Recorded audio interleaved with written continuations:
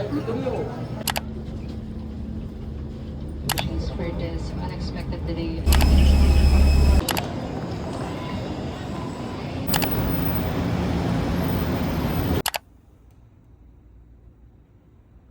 Guys, this is our room.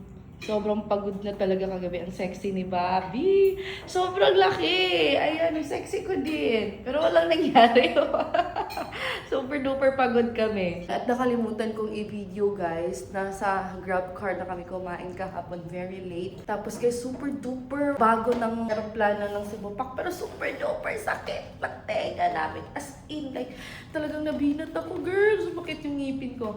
Anyways, we're having breakfast right now. And we'll see kung matutuloy kami sa Trinoma kasi malapit daw yung dito sa meet up ko, si Ma'am Jenny. Yung tagabigay sa atin ng mga baby stuffs, guys. Si Jenny's baby stuff.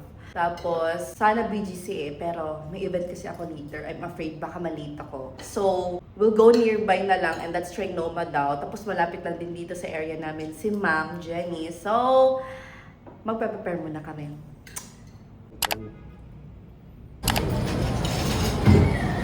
Tapos nakita ko sa TikTok, yung look na screenshot na picture.